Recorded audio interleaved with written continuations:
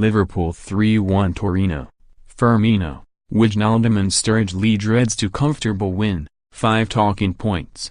Liverpool completed their pre-season preparations with a routine romp over Torino, and deliver a message they are ready for the challenge of chasing down Manchester City. Jurgen Klopp's side looked sharp in the first half as Salah and Naby Keita in particular showed they have the fitness and energy to hit the ground running against West Ham next week. Salah produced a fine opening goal for Roberto Firmino in the first half with a brilliant run and pass, and then Firmino did the same for Georginio Wijnaldum. Even a header from Torino's Andrea Bellotti couldn't stop the carnival atmosphere at Anfield, and when Daniel Sturridge showed his own form with a clever header late on, the win was complete.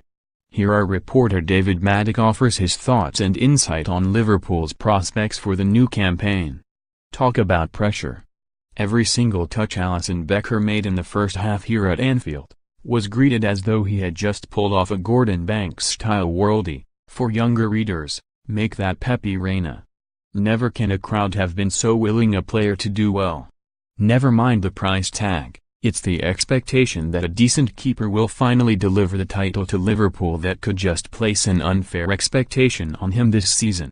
Mind you, the Liverpool support was generous in its acclaim when Loris Karius came on in the second half, and that was heartening to see. The poor kid has suffered so much in recent months, and you almost held your breath as he replaced the Brazilian who has, replaced him in the Reds' pecking order. But there was a feeling of warmth and forgiveness in the air at Anfield last night, and it could just be the first steps on the road to redemption for Karius, who now seems certain to stay and be Alisson's number 2, with Simon Mignolet departing. It wasn't the most exciting of games against Torino, and if there was a hot topic of conversation, then it was probably over the identity of this season's penalty taker at Liverpool. James Milner is the obvious choice, but he is unlikely to be an automatic choice, and recent games have seen Sadio Mane do well from the spot.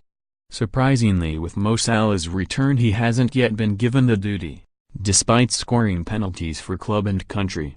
Instead, it was the surprising figure of Fabinho given the honor. Or perhaps not surprising. He scored 19 of his last 20 penalties for Monaco, but swept the first half effort well wide, to suggest Salah may be whispering in Klopp's ear. If Fabinho looks to still be struggling to come to terms with the sheer pace and physical demands of the Liverpool manager's playing style, then finally the same can no longer be said of Daniel Sturridge, who scored again late in this one-sided contest, to take his pre-season tally to an admirable 6.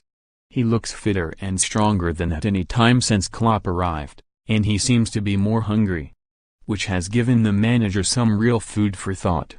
The problem with Sturridge is when he doesn't play, he loses motivation so quickly, but if Klopp can convince him a role from the bench is important and keep him keen, he could be a huge asset for the Reds. That's a big if, though. To end on a positive, as Liverpool did with another easy win in pre-season, Naby Keita looks something special after just a few weeks in the red shirt.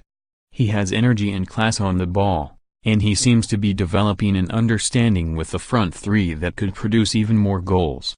Which is something for the club's support to savor.